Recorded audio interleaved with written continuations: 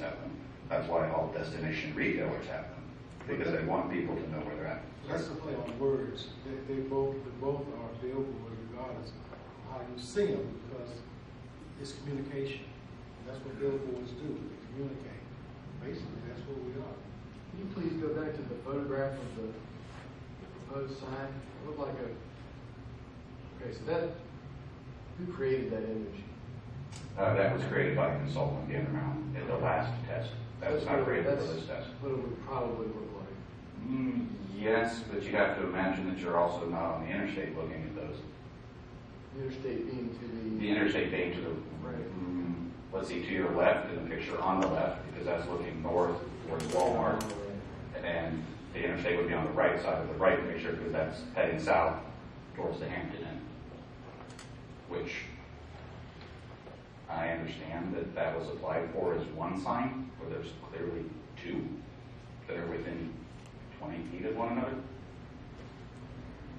As he mentioned, they were placed at the rear corners of this property. And they were allowed to do that. So again, it's kind of that first in, first out. And the code makes no provision for considering that. Hence, we need to ask for a variance. The idea being to provide advertising for a destination retailer. My client was obviously very much under the opinion, and so was the seller of this property, that there would not be a problem with putting a highlight sign there. As you probably all know, Mr. Langdale has been doing business in the city for a long time. He was not aware that there was a separation requirement. Any other questions? I have a question. How big is the sign? The sign, as shown, you don't have the updated one. It was going to be 120 feet now off of the ground. And the sign area was not going to change. It was going to remain at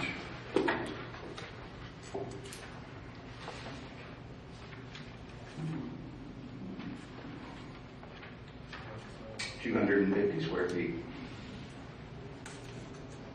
which is allowed by code. And that's allowed by code. Yeah, there's no issue with the height or the sign area. It's Just simply the the location. location within the sign or distance from other signs. Matt, I've got a question.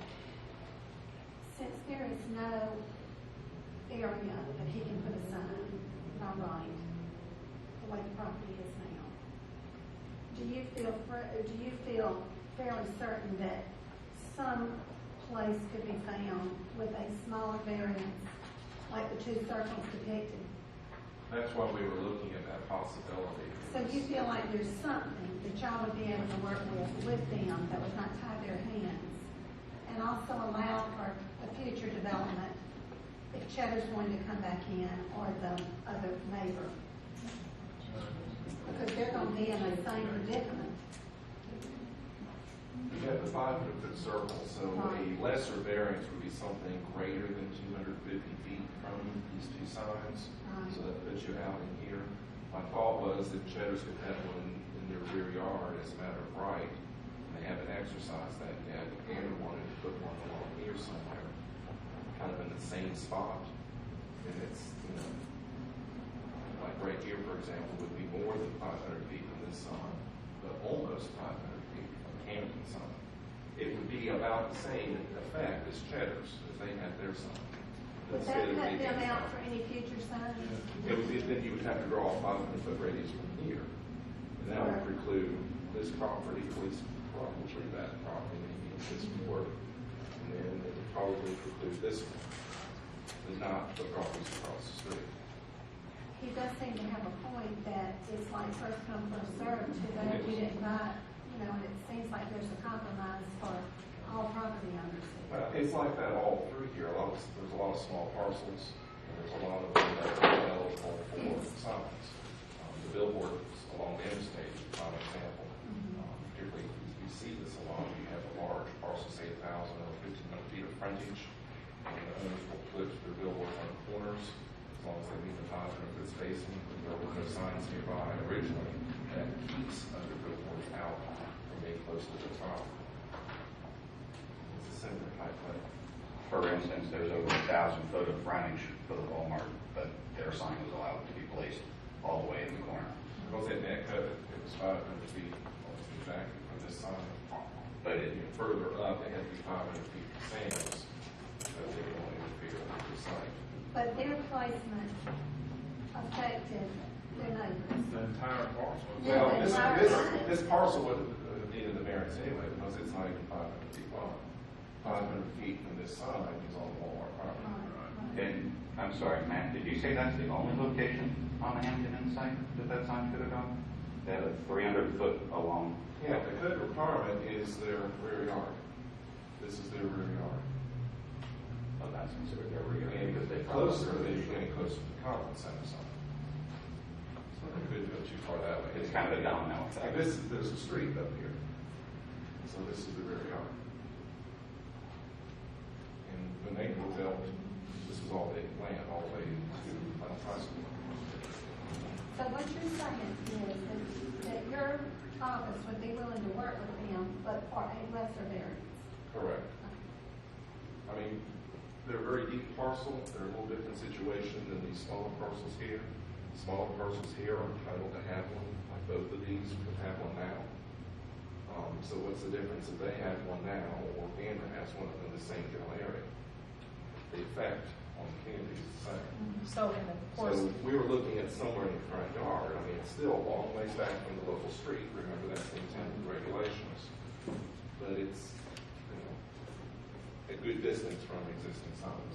so if this variance, we denied it, they could revisit this issue again, making some adjustments and accommodations and meeting with you. Right. If it gets denied, then they've got to wait a year. Before they come back. I have a couple more questions. Okay. Would it be possible to table this issue until you can consider That's part of what that would allow him to resubmit without having to wait a year? That's what we've done in the past month, and that was one of the purposes of the test I met with them out on site Friday, was to look at, in fact, they had parked a crane back here in the back of Cheddar's to lift the sign up. They couldn't get as high with that one. No, Something we like couldn't that. get the crane, it was stuck in the rear of the property to the front here because of the rains that This we was had. a bigger crane, and they were able to get higher up in the air, and we drove around the city. It was very interesting. I mean, you're traveling the interstate, how visually you see it from a distance, but you can't read it. And then as you get a little bit closer, the trees along the interstate block the view. And when you get close enough, then you can see it and read it. It's just from here, you have to look over to the side of the road. Approximately 700 feet to your left, or right, whichever direction you were You're going. 1,500 feet away, and then it's small. It's just, you know, so different than some of the others that are far off the highway. Now all of our highway signs are way along the interstate. It is You know, not my for client's, example, is on the other side of Norman Drive. it is not my client's intent to preclude somebody else from having a high-rise sign in the future if they so choose. We think that the code is simply does not adequately address these types of situations where it really is a first in, first served, and Do you think there is some way that you can sit back down with staff and possibly come up with another solution? Or The only would other- it be your desire for us to make a decision on this? Another one is here that we could look at. yes, we had discussed that, and I think visually as you're going up and down the interstate, that works perfectly fine. My client would be happy with it, but we'd be within 50 feet of the other signs, and I thought, And it's, one of the alternatives we looked at was sort of next to the Hampton Inn sign. So you, no matter which direction you're looking at it, it's not blocking the Hampton, nor is it being blocked by the Hampton Inn sign, but it's a different kind of variance. Here, you're 250 feet from two signs. Here, you're about 500 feet or close to it from one sign, but much closer to the other. So it's a trade-off. A partial variance from two signs, or a pretty big variance just from one sign. and that is a perfectly acceptable location, but I thought that, given staff's comments that you're too close, then trying to ask for one closer didn't seem to make much sense. I mean, it makes a little more sense visually, and it would also, again, keep us from impacting any future high-rise signs for other development. We can start looking, you know, further up the sign and we get back to the same area. We can amend the application and take action on that today, correct? Correct, that variances from that code section. So if you want to prescribe a different variation on the variance, not to make a fun out of it, but yeah, you can do that. That is open to you. It's just a different placement, a different distance number being associated. Clustering the two signs is a great idea, aesthetically. I still have several questions. If Cheddar's put up a sign today by right, would that preclude the undeveloped piece of property in the front of the Gander Mountain from putting up a sign because it's within 500 It would feet? depend on the 500 feet. Here's your 500-foot distance. It looks like it. It looks like even from corner to corner, it would be close. Okay. I think And if Gander Mountain wanted to put one sort of where that cross X is there, and they came back, could you do that administratively? Would that be within, you could do an administrative variance on that? For spacing? Yeah, No. no. Okay. It's not. That doesn't really request a variance at this point, just for spacing. We're in the rear yard, we're okay. meeting height, we're meeting the Okay. somewhere. So they still have to wait a year to get an administrative variance on that? No, if a variance is denied, They then get the to wait a property's year. locked out of another variance request for a year. Okay. But here, if you went with this, it would be a minor variance for spacing. Right. But also variance to not be in the rear yard. Okay. The property. All right, and so you're open to putting it over by the Hampton Inn sign Yes. over on that side rear yard? Mhm. Hot diggity. That sounds good to me. And then it's not rear yard setbacks, you would have to go with that and prescribe a distance from the Hampton sign. 50 feet, 100 feet, something like that. Okay. You okay with that? Yes, sir. Yes, I'm making an assumption that a motion will come in that. I understand. Any other questions for myself? Thank you. Is there any opposition to anything that we've discussed that you've been able to keep up with? Hard for me to. Okay, seeing none, and I assume that with all you've stated, there's not been any objections to your office. We've not had any contact. Okay. There may be some folks here in the audience. Do we care to discuss this among ourselves? If not, who's going to try to formulate a motion? Have we heard from those in opposition? Anybody opposed? Oh, I'm sorry. Yeah, I asked. I didn't hear that. We got it. Okay. All this, the secretary got it, that's fine. Okay, go ahead, Ms. Dawes. I make a motion for the new site, for this sign, but I don't know how to word the location, man. I don't know how to- For For the the south one- property line? Right, for the south property line over by, I would say in the southern side yard, a certain number of feet from the existing Hampton Inn sign. That's where you would pick it up. It would be Sufficient distance not to obstruct. and that becomes subjective as to what kind of number. I'd rather be tied number to it, or at least no more than, or at least so many feet away. 100 feet should leave enough 50 for feet. flexibility. 100. At least 100 feet From the rear property line. Within 100 feet of the existing Hampton Inn sign. I would want them to be able to put it right next to it. So maybe at least Minimum 50 distance feet away. What would your number be, man? Between 50 and 100 feet. I'd say minimum 50 feet. Okay. That sounds good. So Well, I think you figure with the 5 parking spaces.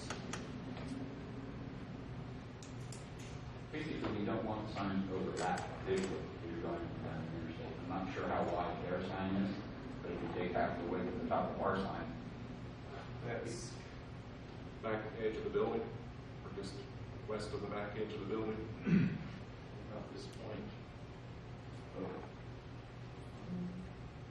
Do you think it's probably in the best interest of everyone involved that we table this, give applicant an opportunity to really go out and see exactly what we're talking about? Well, I have a motion on the floor now. we did visit the site and look at this. It's just a matter of, is it 50 feet? Could we do 30 feet and not obstruct the other sign? And do you know that now? And if you don't know that, then perhaps. Our sign, our proposed sign is 36 feet wide at the top. So we would, at the absolute minimum, need to be 15 feet away from the Hampton Inn sign, plus half the width of their sign. Is the width of their sign 40 feet? I don't know, but probably not that big. Yeah, I think it's I think you could. I think at 1,500 feet will plenty of leeway for what you guys want to do. That sounds reasonable. He maybe wants to be only 30 feet. Or maybe put it as 30 feet from sign structure to sign structure, edge of sign to edge of sign, so it's not too close that way. So, 30 to 100 feet, I think would be good. Would it be better to table this? They're still in the process of building. They're building very rapidly. The building's up, the curb, I think these site features are already here. We were on the site, we have to re-advertise again. And what we run up against is the time it takes to actually build these signs, which is quite a long lifetime. So the time in construction, we would prefer if we can. If we've got the general vicinity. We will not place it any closer than the penalty 20 feet apart. I know you mentioned 30, but I think that pushes us because we're not 15 feet beyond that, the actual sign goes. Well, I mean, there's plenty of room back here. Okay. I think we're splitting hairs, 30 feet, I think, now. 30 and 100. 30 and 100. Is that your motion? Okay. So the motion is that we approve the variance with the condition that it goes south yard of the Hampton Inn sign and no closer than 30 feet. Once it's erected, the sign's end to end, not going to be any closer than 30 feet. Pole, no, it wouldn't be pole to pole because theirs is 40 foot. Yeah. When we look at sign setbacks, we look at the drip line signs.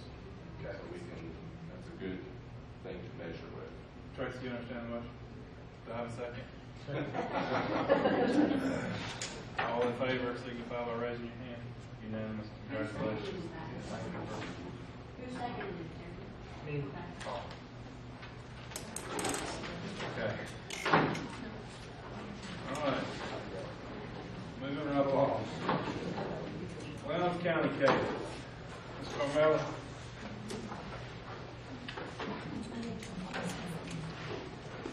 Let the record show that Ms. Hobby is recusing herself from this case. Conflict of interest. VAR 2012-07, John A. Copeland on Locklaw Road. Hey, Carmella. Hi, I'll try to make this short. The applicant is requesting a variance to our table, our buffer standards table, table 4.03.11D, as it pertains to buffer yards for vehicle repair shops and the buffer yard for a commercial development. Subject properties on Locklaw Road consists of about 12 acres, but 6 of the 12 acres is being developed commercially or has been developed commercially. It should be noted that the property owner is undergoing a zoning change from RA and R1 to commercial. That final public hearing is scheduled for the Board of Commissioners on June 12th. Table 403.2011D sets standards for vehicle repair shops that abut residential zoning as well as agricultural zoning. As you can see in the table there's a 30-foot requirement, but in the case of a vehicle repair shop, the buffer requirement is 2 times that. So the applicant is required to provide for a 60-foot buffer along their north, go to the next slide, their west and their south lot lines. As you can see there, those are the number of trees and shrubs that the applicant is required to plant. The applicant stated their hardship is that of financial, and although we don't recognize financial as specifically as one of the hardship reasons, staff did consider the history of the property, how long it's been there and operated, and in an effort to try to work with him as well as suit the neighboring properties. Staff has recommended that the applicant construct a minimum 6-foot-high privacy fence along the entire north boundary. Staff has also recommended that along the west and south lot lines, that the applicant provides for a 20-foot undisturbed buffer. They made those recommendations with the 4 conditions you see in your packet there. They have given the applicant some time to construct that fence due to his financial reasoning. January 1 is what staff recommended as far as giving him time to construct that fence. And with that, citing criteria C, staff recommend approval for his variance. Any questions of Mr. President? And just for a note, there was an update to the time you received your staff report. We did receive a petition. I tried to put up a copy at your stations there from a neighboring property. Yeah, I'm a little confused about the sequencing of this rezoning along with the variance. Okay?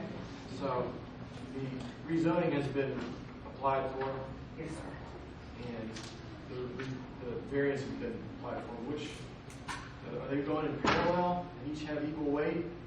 I mean, can the variance take effect without the rezoning? Actually, the variance becomes null and void if the applicant doesn't get his zoning to commercial. And when will we know that? June 12th, next Tuesday. And in an effort to work with the applicant, we could have chosen for him to go through the rezoning first and then apply for the variance, but it would delay him another month. So we took both applications concurrently.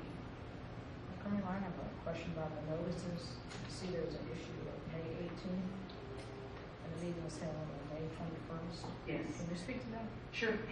We're required to send notices out at least 15 days prior to the final public hearing, which is that June 12th hearing.